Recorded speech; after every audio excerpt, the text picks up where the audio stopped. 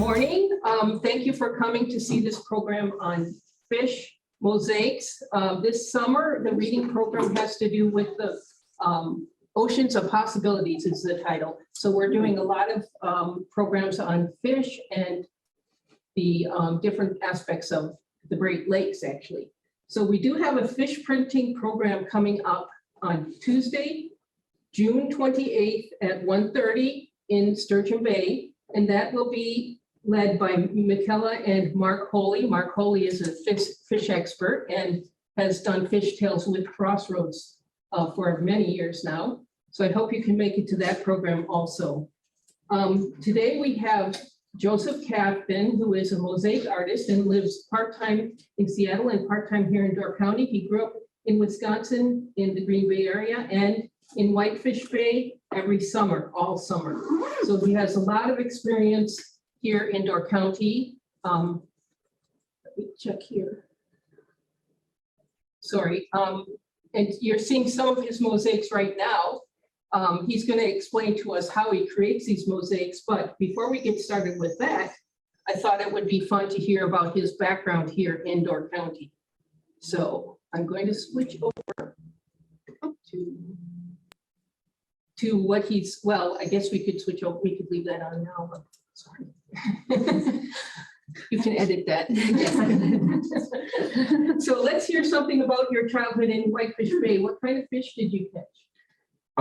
Well, let's see, when I was really a little kid, we would run along the beach and go down to the rocks, and we'd cast off and catch little trout, like rainbow trout and brown trout.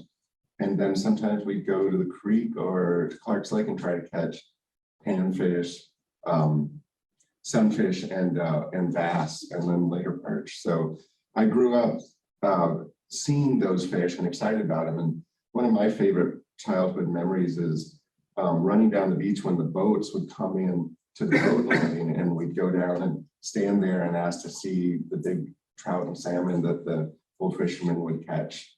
And then, of course, there were also the fishing nets that were out all summer long, and the fishing families like the Lousiers and the Millers would come in, and they would catch, you know, bundles and bundles of whitefish. So I guess as a little kid, you just grew up knowing that there was fish all around, and it was a big part of our culture. And you know, we would go to the hitching post, which was the place to get a chocolate malt or a hamburger, and that was just filled with taxidermy of fish. The old owner of Plugs kept, I don't know if he even did his own taxidermy, but there was trout and salmon and all walleye and perch and everything. So you just always, as a little kid, just always was fascinated by that. And of course, the Miller family was one of the great fishing families of Door County. Yeah.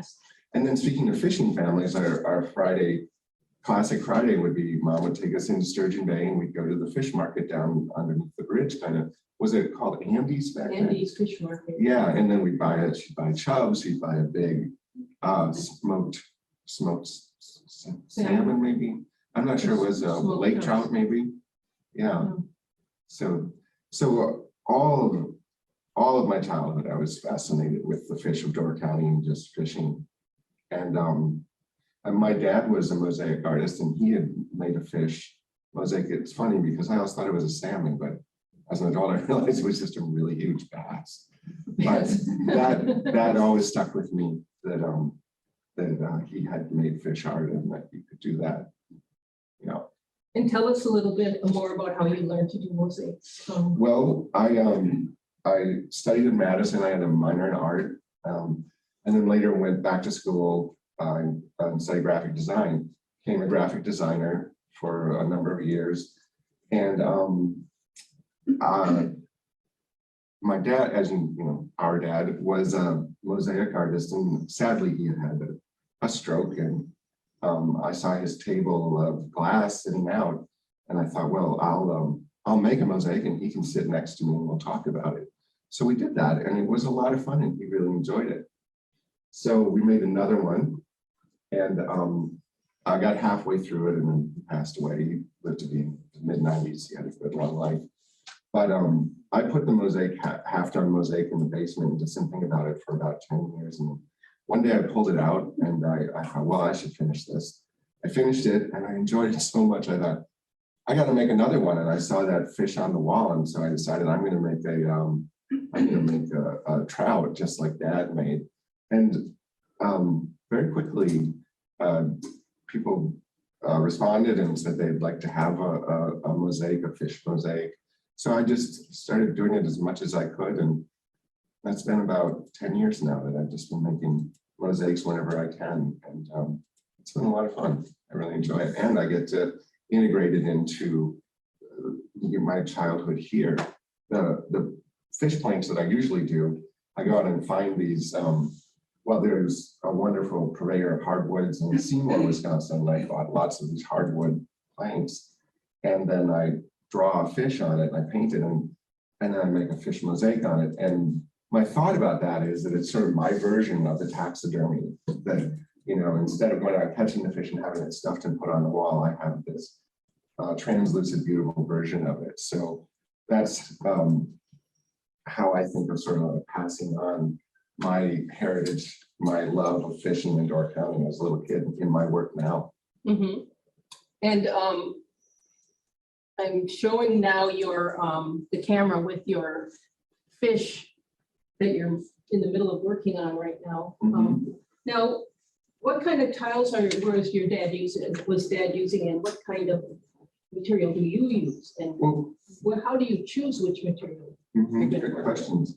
Well, Dad started off with glass cut, just the same glass as this, but it was cut into little squares for bathroom tiles. And he would get these big sheets of greens and blues and reds. And the very first mosaic he made was, my mom drew a bunch of drinking glasses on the backsplash in the kitchen. Mm-hmm. And he just made that design on the wall with grout and those glass squares, but it's the same glass as a stained glass window.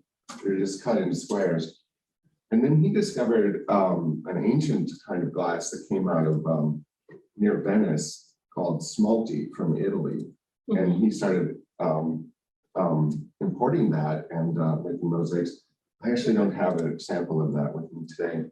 And he worked in that, but he also explored anything he could find as far as ceramic tiles, bathroom tiles. A lot of people will take old china plates, break them up and make mosaics. He didn't do that, but he worked in about 10 different kinds of ceramics or glass. And when I did the first one, it was in his Smalti. And the second one was this glass, the sheet glass. And my next thought was, well, I want to try working in ceramics, and I want to work in china plates, and I want to like use some metal. And I want to just make mosaics on everything I can think of. And then my next thought was, okay, you can do that after you master this one, master this stained glass or master Smalti. And I'm thinking, I'll probably get there in about 6 lifetimes. So I'm just so happy doing what I'm doing with these two kinds of glass. So I just stick with them. Primarily, I do the stained glass, the sheet glass, fused glass, they call it. I'm lucky in Seattle, there's a factory in town, and I just go there and pick out my glass. But here, I bought some in Green Bay. There may still be a stained glass shop there. And there's been, I've discovered that stained glass artists, they have to cut these large particular pieces. They have a lot of cast off glass. And I like to cut things into tiny little pieces, you know, so I can go and I can look through their cast offs and I can buy glass from them. So that's been working for me nicely. Yeah. And how did you learn so much? How a lot of your fish look very realistic in that they are the essence of the real fish, trout and sturgeon. How do you achieve that? Well, I think it's just a matter of luck. Glass looks like wet fish. You know, I didn't really think about it because the one my dad did wasn't this shiny glass like this. But when I started doing it, I just thought, well, this looks like a fish just out of the water. It has that glisten, it's translucent, it's so beautiful like that. And not to stray off of fish, but I was stunned to find out that the glass does beautiful chicken feathers because there's sort of a shininess to chicken feathers as well. So I also make a lot of chicken mosaics, but I think it's just a lot, just lucky that it does that. But I'll start with a photograph of a fish. I've caught a lot of fish, so I have a lot of photographs, but I'll also find them elsewhere. Sometimes I find vintage photographs. And then I'll draw the fish on. So this is as well. I'll take the plank, I'll cut it to where I want it and sand it, and then I draw the fish on with a pencil. And then I like to paint the fish in watercolor for two reasons. One is it's kind of fun, just a simple little watercolor set. It's kind of fun to work seeing the color laid out here. So this is kind of a brown trout, a friend wants brown trout. So I kind of overemphasize the purples a little bit, but I paint it in so I can see where I'm going and I don't have to keep looking at the reference photo. But another nice thing is there are a lot of methods of making mosaics, but the one I like with the fish plank is called the direct method. I cut a little piece and I glue it on and I set it next to other little pieces. Now, one thing that happens is this way you can't fill in every little nook and cranny. So if you probably can't see in the camera, but there's a little bit of wood coming through. Now, the bigger ones I'll fill in. There'll always be some and that are small. So if I have green paint on there, it harmonizes with the glass and it unifies the fish. If it was just the color of the wood, that would kind of be disturbing the pattern a little bit. There are other ways to do it, like well, there's a mosaic right over here. We can't see it. But that's got grout and that unifies as well. But often with the grout, I don't have an example of this, but with the grout, I'll paint the grout to help unify. This one actually I got a little tricky. I grouted the outside, but not the inside. I'm realizing. Do you want to put this under for a second? Sure. Yeah. There we go. So I came really tight in here and I didn't grout this, but most of the time I would grout this and then I would take orange paint and paint the grout here and dark green paint and paint here and it unifies. But I was just going for something a little bit, should I turn it around or something just a little contrasting. I grouted the white background and left the fish because I wanted the fish to really be vibrant against the background. But often I'll grout the whole fish and then, as I say, paint it. So that's why I watercolor the fish. And I was mentioning that I like to get these hardwood planks. Sometimes I'll have a plank made. I'll have a box made and it'll be much lighter. And if I'm shipping it, it'll be much lighter. And it looks pretty good. It looks like a plank, but it's a box. Could you hand me that? More recently, I've gotten into I've enjoyed walking the beaches and I'll find sometimes, this one, I'll find something like that, like an old piece of wood that was obviously milled. This looks like, I think it was plywood, but it can just be a plank or a board. And I like the organic quality. So I'll go ahead and draw this is a sunfish, and then I paint it as well, but it doesn't show up as much. And I'm halfway through working on this sunfish. So that's another one of the substrates. So when I started making mosaics, I didn't know what I was doing. So I took a class and I found out fancy words like substrate and tessera. Substrate is the thing I make the mosaic on. It might be a frame. That could be something like hardy board, something that can be outside, or it can be a wooden plank, wooden frame, or driftwood. And then the tessera is the thing you glue. For me, it's a little piece of sheet glass or stained glass, or it could be the smalty glass, or as I say, a broken china plate, or stones, pebbles.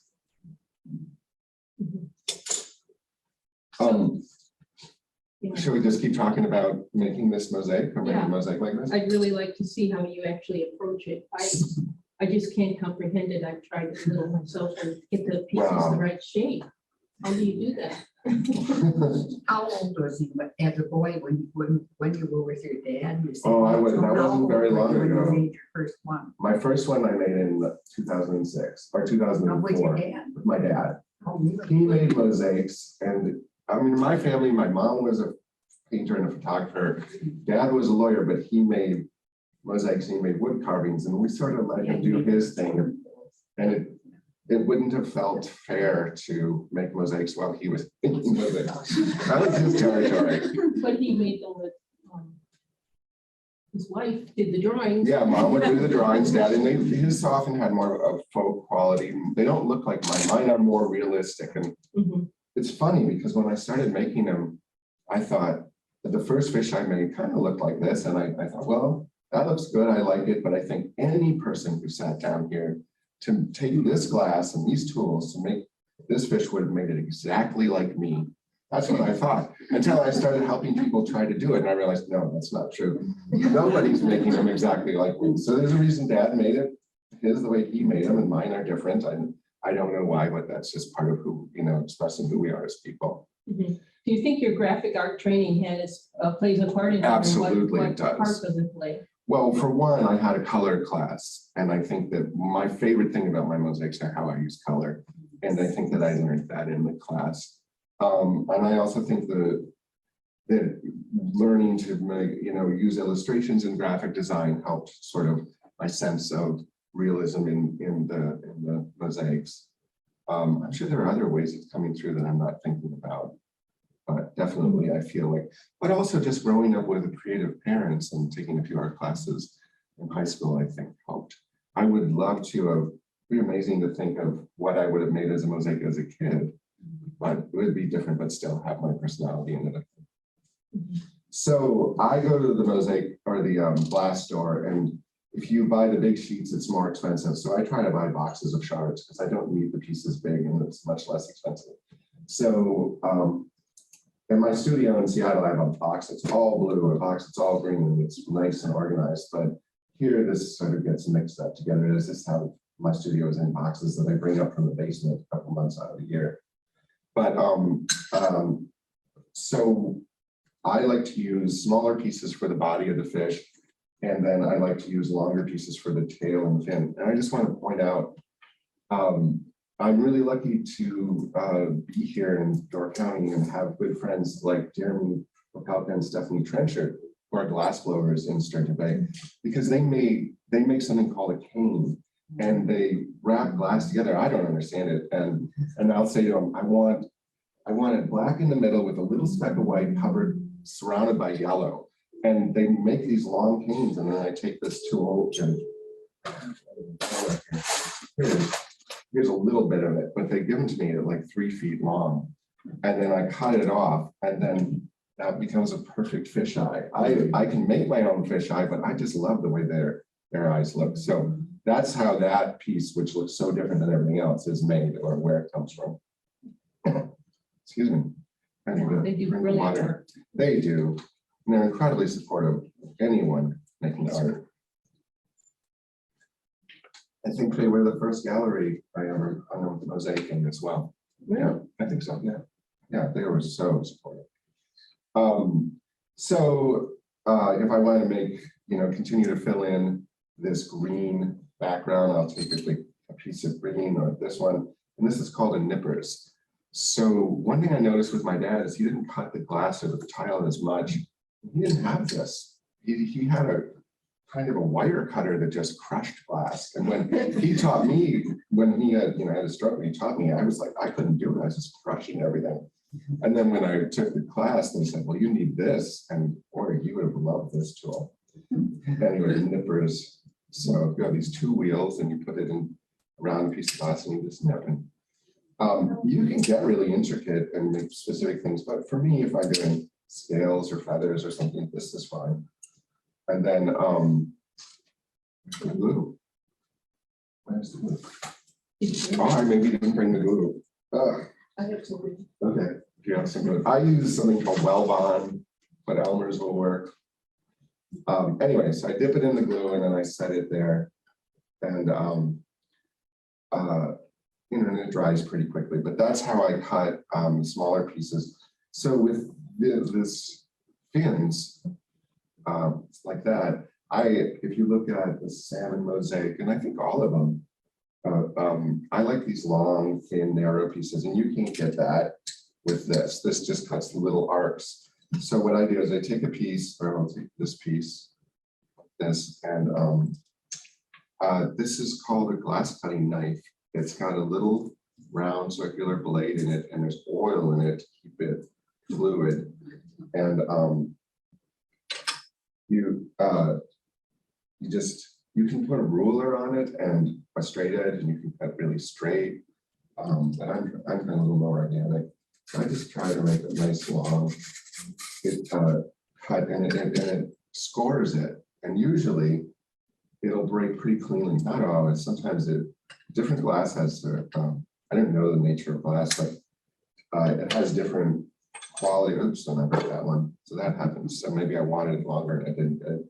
But then that's how I do like the fish scales. And I'm sorry, the fins. Something like that. I'll do that again. Here's something. Oh, thank you. Yeah. Yeah, Elmer's works. It's just fine.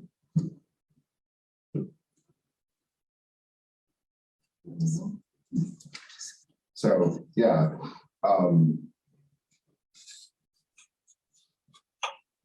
It's not a great cut.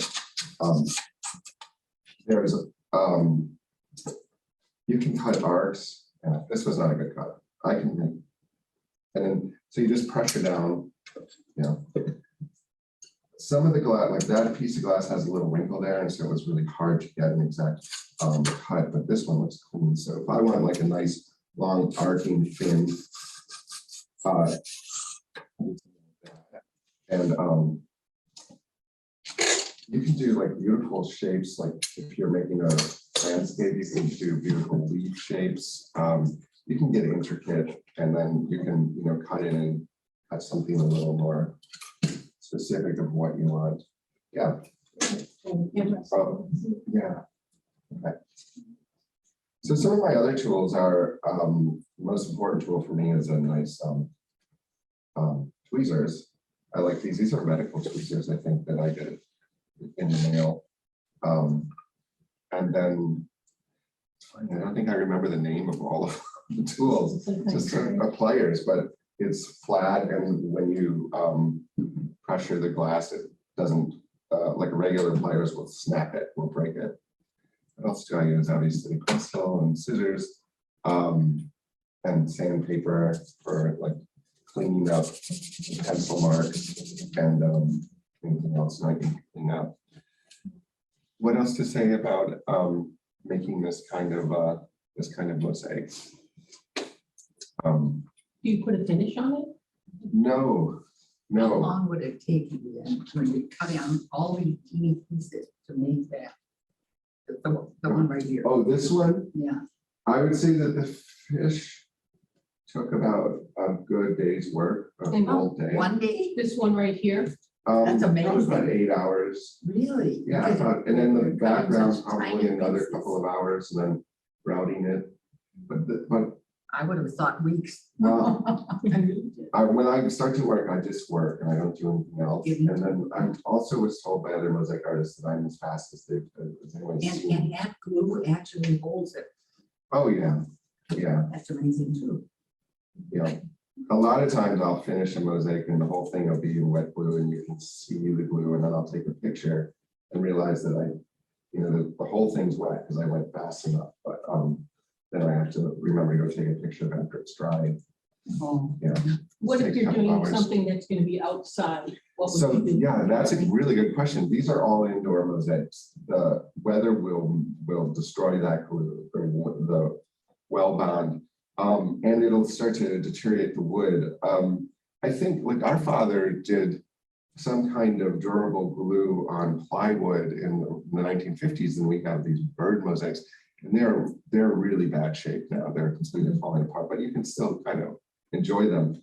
So I don't know about. I think that if you're going to use a wood substrate, you're just asking for it to fall apart over time. So what we do is we use something called hardy board or weedy board, which are construction materials, and then you do the double indirect method, which is you make a mosaic on some sticky paper, like say I drew the fish and then I put some contact paper over it, and then I build the fish on it, and then I take the frame, like that frame, and I fill it with something called thin set or mortar, and I flip this into that. It's a little bit tricky, and I don't have it set up here to demonstrate it, but it's possible. There's technical issues to it, but you'll figure it out, or someone can teach it to you. And then now you've got that fish planted into that thin set, and you let it dry for a day. and you pull off the sticky paper. Then you come in with the grout, and then I like to paint the grout. So your outdoor mosaics are all going to be grouted. And that's part of their durability. But I was just talking with another artist yesterday about this. We were guessing how many years we think those outdoor mosaics would last, and we were thinking over like 300-400 years outside. Yeah, I mean, the Romans used a similar method, and they're still going thousands of years later. Yeah. I've heard, let's see. What's your studio?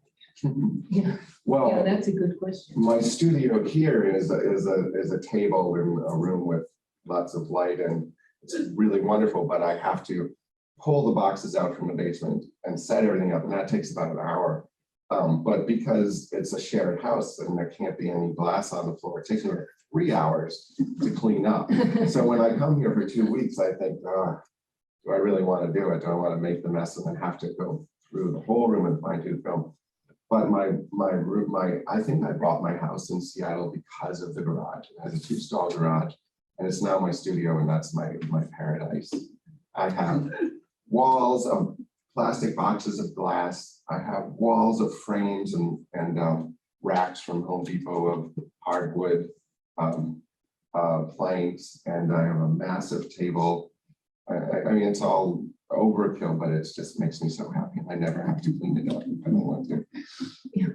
Yes. When you come here for 2 weeks, do you feel that you have to pull out mosaics and work on it? That's a good question, because I'm struggling with it right now because I have less than 2 weeks to work. I only have a week to work, and I do feel called to do it, but then there's the cleanup. But I do really feel that way. It's part of it is you just want to get work done. I don't want to have to make it there and bring it here to galleries here. But also part of it is, well, who am I if I'm not sitting there making a mosaic staring at the lake? That's how I want to be. I love it so much in my garage. I love it even more staring at Lake Michigan. That's what I'm supposed to be doing. So yeah. A bunch of fish on your website and in your repertoire are from the tropics. How did that happen? And what's the difference between the Great Lakes and the tropical fish? I mean, there are so many differences, but thank you for asking that question. I was on vacation in Hawaii with our other sister and her family, and we walked into a gallery, and I thought, wow, my mosaics would make sense here. My chickens, I thought, would make sense because it was Hawaii, and Hawaii is known for chickens. And the gallerist, I showed her a picture, and she said, I hate chickens. I hate them so much because she hits them with her car. And then she says, do you got any fish? And I just made like my 3rd chicken, but I probably made my 80th fish. So I'm like, yeah, I got fish. So I showed her all the fish, and she said, can you make warm water fish? So I said, absolutely. And I went home and I researched fish that swim in Hawaiian waters. And it's the huma, I think, the triggerfish, very colorful. It's their state fish. And I make a lot of those, and then dolphin fish, which have the blunt nose, that are beautiful. So yeah, and then I even just started inventing tropical fish because I just thought I took a class, I can't remember his name, from an artist at the Peninsula Art School in the early 80s. I think he's still here in Sister Bay. I can't remember his name, but he was a feather counter and he was a scale counter. When he painted a loon, he got the right number of feathers. And I said from that day, I'm not a feather counter. I can do what I want. You might think my stuff is realistic, but I'm going to have as many scales and as many feathers as I feel like. And if I want to make up a fish, I'm going to make up a fish. And they sold really well, but people loved them. And so that was wonderful. Yeah. Well, that's a good story. You have some really good stories. We tell them about the fish episode with Walter Mondale. Oh, I have it here. I forgot to bring the actual thing in, but I have it here on my phone, so we can hold it. That's just more of the culture of being a little kid fishing in Door County and having a sister who Prince's Fish, Joey's trout cast Green Bay into limelight. That story. This is what year, 1980s, the night when he was vice president. He was 80, maybe. something like that. Yeah, 79 or 80. When Fritz Mondale was vice president, Yeah. and came to Green Bay. And our sister worked at the newspaper, and the editor, Jay Sykes, said, I promised Walter Mondale a fish next time he comes, because he's a fly fisherman, next time he comes to Wisconsin. Who's got a fish? And I said, my little brother's got a lot of fish. Brought him all summer long. This is So when I he get a was call up 14 at 14 years old. 13, 14, and I get called at 8th grade, and like, Mom's coming to get you. You're gonna meet the vice president. Where are the fish in the freezer? Yeah. So I went home, grabbed the fish, and we went to this, some kind of labor center. And in the article it says, I was nervous. I was a kid. And they, the exchange is, I would only answer in one word answers. And then he asked me if I'd taken fishing. And I said, no. And then I said, maybe. In my like 8th grade brain, I looked around at all the Secret Service and I was like, where are they gonna put this boat? This isn't gonna work. We can't do this. That's what I thought. Yeah. Did you eat the fish you caught? All of those years, yeah, absolutely. My father would smoke them, or my mom would bake them, but we did all through those years. Yeah, we would start filling the freezer or eat the fresh ones and fill the freezer and smoke them and go year round. And I grew up next to a bunch of kids, and their families are still there from St. Louis and Whitefish Bay. Bob Hannigan and Dave Donnie, and we'd go out fishing every morning. Later on, we'd have bonfires and everyone would stay up until 11, 12, and Bob and I would go to bed because we wouldn't be drinking beer or flirting or anything. We'd be like, I gotta get bed at 4 in the morning. So Bob and I would get up and we'd be the two fishermen and catch our fish and come in, and we would go to Mac's Sport Shop and see what other fishermen caught and brag about our fish. We always ate the fish, and then we would, freeze them for the year. And then Bob and I always kept a competition of who caught the most fish. How many pounds did you catch the whole year? And can you tell us about this? Oh, yeah. Hold it under. So when we talked my dad into we first started fishing offshore, then he had a canoe, but that was a little tippy on a good Lake Michigan day. And then we talked him into borrowing my dad's brother had a 14-foot aluminum boat with a little 6-horse Johnson on it. And we said, we want to have, I was in 7th, 6th grade. We want to go fishing in this boat. And he said, great, but you're going to, well, he didn't say great. He made us do a lot of yard work and making and shoveling sheep manure for his gardens and stuff. But then eventually we got the boat and said, I want you to write down every fish you catch. So he got this ledger, and like this says June 23rd, 1983. We called the points by the name of the people who lived at Brogan's Point. Art Kaftan caught 20-pound salmon on silver J plug. Joe Kaftan caught on an orange J plug caught a 16-pound lake trout. So we had all of those. And then you got the album.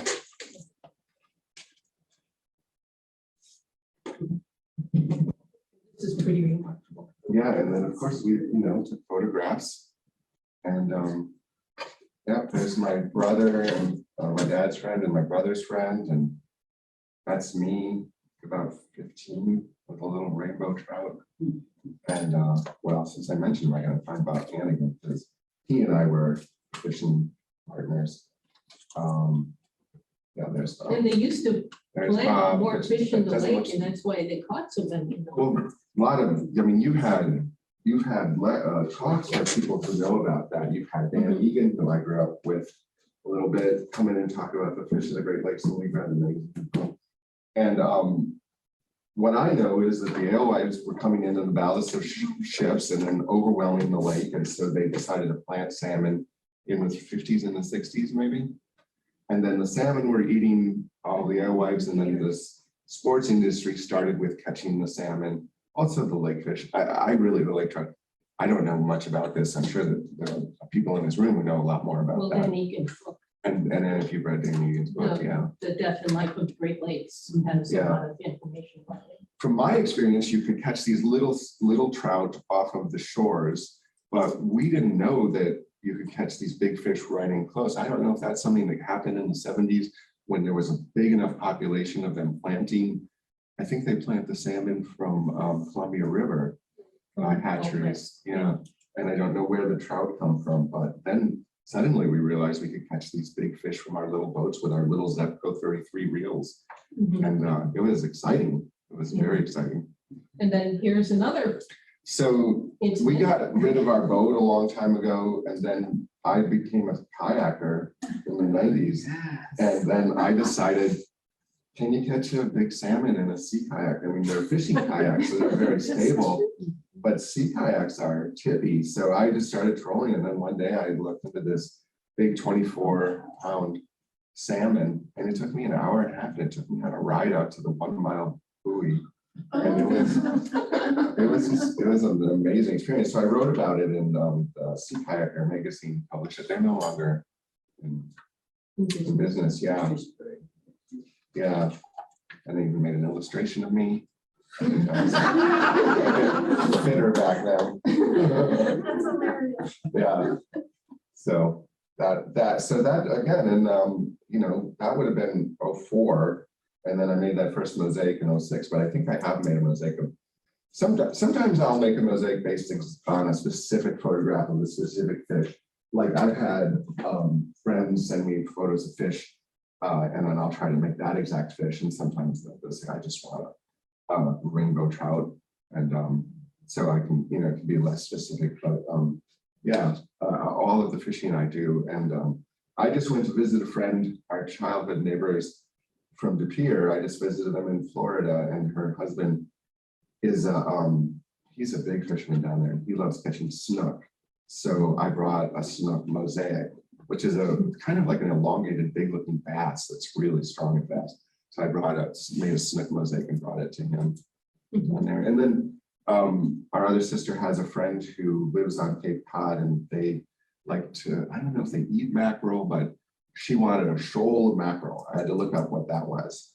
And the shoal of mackerel is like a fish ball, like a big ball of mackerel. So it was floating through on the photographs, but I got a 6 foot by 6 foot plank made and did 100 little 6-inch mackerel. Oh, yeah. Actually, they asked for 80, and then we had a snowstorm and I couldn't ship it. So I added another 20 just because I was worried.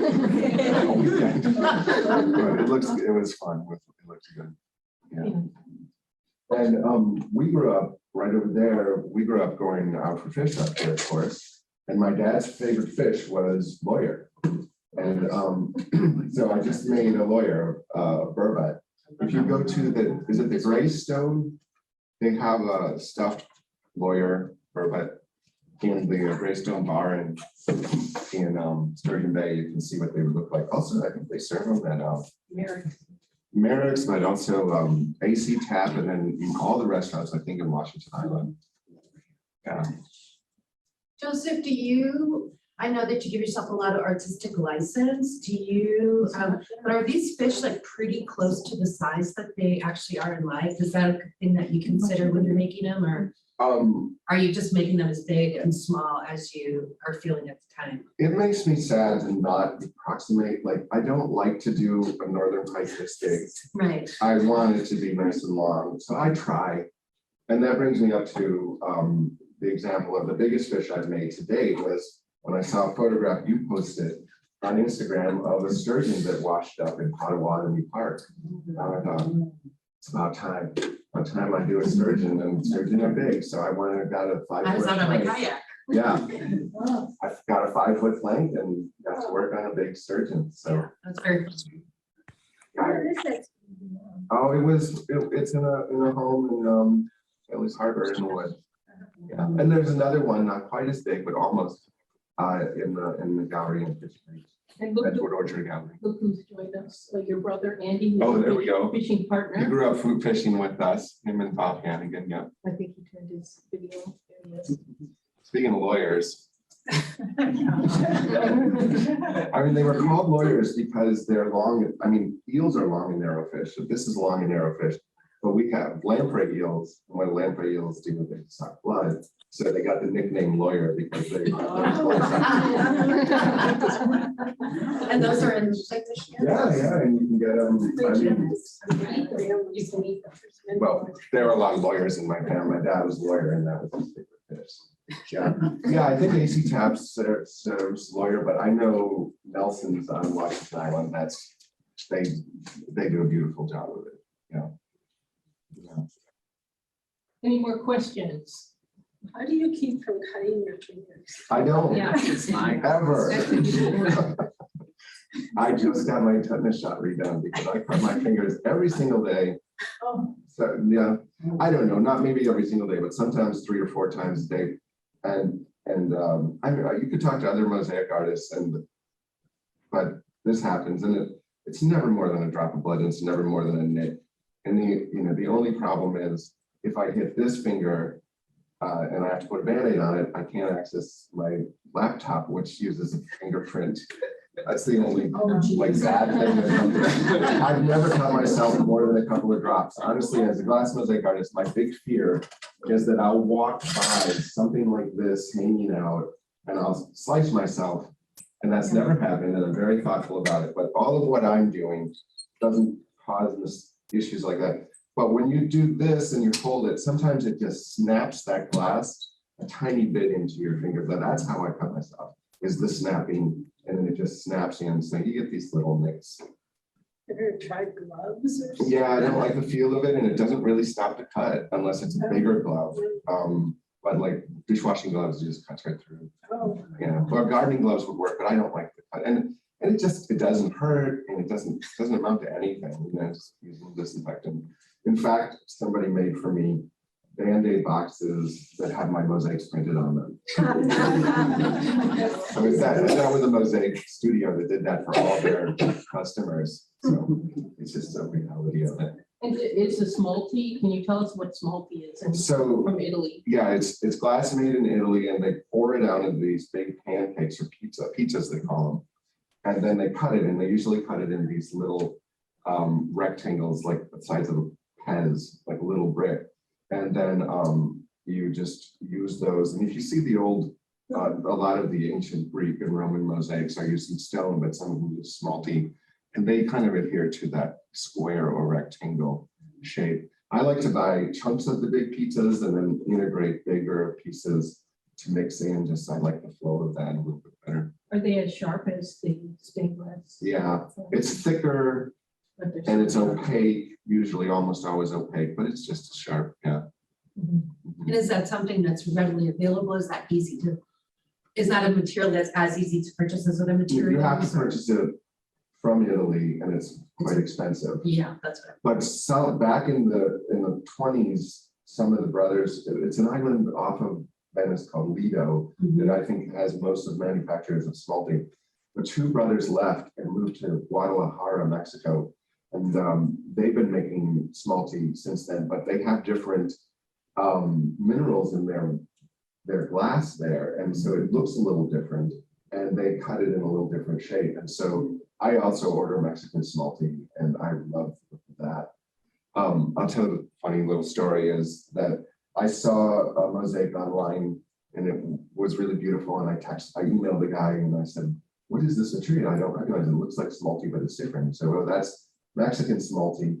And I'll give you the 1-800 number to call. So I was in Seattle and I was about to come here, and I called them up and they said, "Hello, this is smalty.com." And I said, "I'd love to order some of that Mexican smalty." And I got a big order of it to send to Seattle.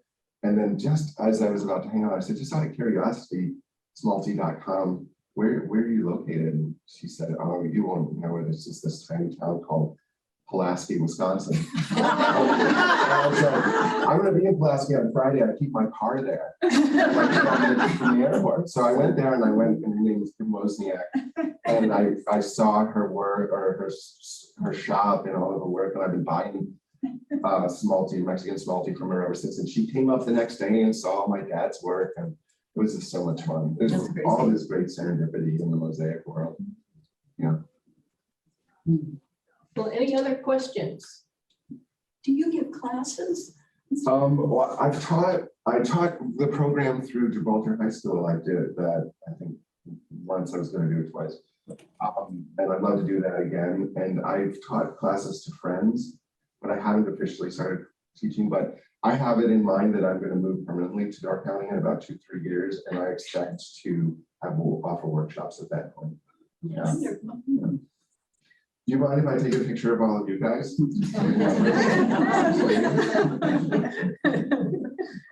Awesome.